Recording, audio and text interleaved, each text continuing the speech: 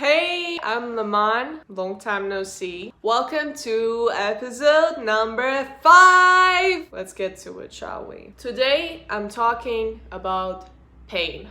Pain is something that can momentarily burst our bubble. Pain is something that can effectively remind us that we're completely alone in this world and there's nobody to help us but us. Some people embrace that, the others try to escape it.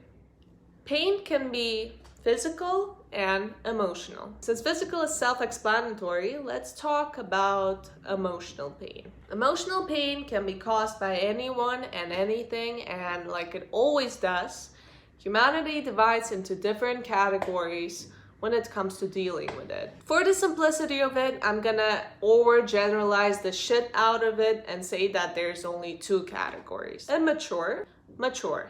Immature people deal with pain in 3 simplest ways: sulking, isolation, disproportional anger. Sulking is basically what crybabies do.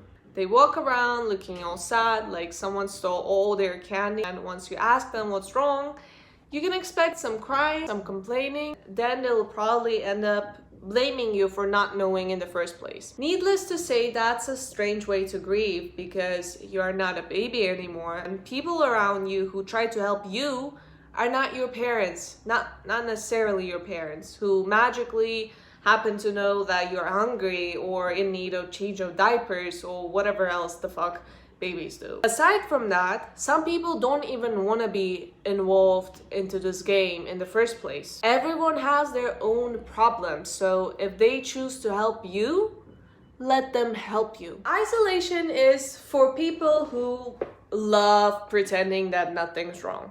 They just stick their head into the sand and say that everything is Gucci. Well, that's cool and all, except that puts your ass at risk. How? Some of us get so good at this that we become oblivious to the very obvious signs of danger. Also, people who really care about you get tired of being left out with time. If you truly don't want to be left alone, let them in. Number 3 is disproportional anger, and that one is my favorite. Disproportional anger is very common among people who were taught discipline through fear instead of respect as kids. So they grow up thinking that the only way to get everything you want in life, to be strong, alpha, is to make people fear. When those people get hurt, they naturally feel the need to hide the pain, to keep looking strong. Makes sense, right? They achieve that the only way they know how, by scaring people away. The reason why I said that one is my favorite is because this used to be my go-to method of coping for years. And to this day, whenever I get angry, I have to remind myself to not take it too far. To me, rage feels like an old friend, and giving into it feels very intuitive.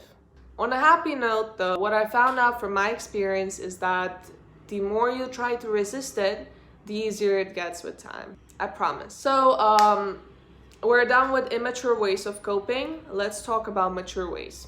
Those are pretty easy since they're literally the opposite of the former 3. The opposite of expecting people to magically guess what's bothering you is opening up to them. So first is communication. I know most of us are not good at this at all, and I know that letting someone else into your head can seem really scary, but sometimes it's worth it. What is the opposite of denial?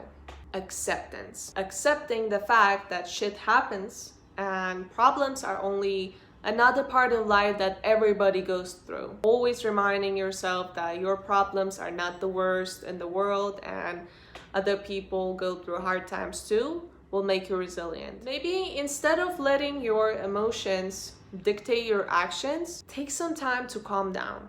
Once your breath normalizes, your head stops reeling and getting all hot, you're good to talk. I just discussed 6 coping mechanisms, and I still want to add one more thing. Almost in all of those, I mentioned that you have to let people help you sometimes. You have to let people in. But some types of pain should be endured alone.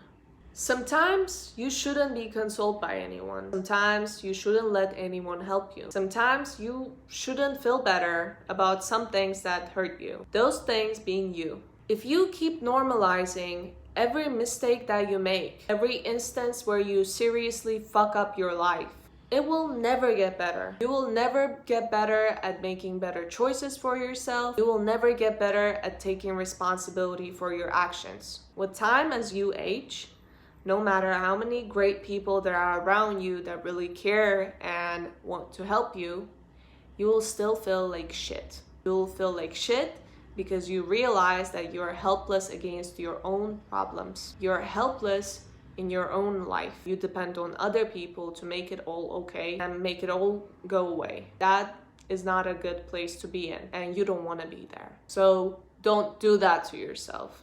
This is the end of the episode. Hope you enjoyed it. Like, comment, subscribe. Let me know what you want me to talk about next in the comment section. See you soon.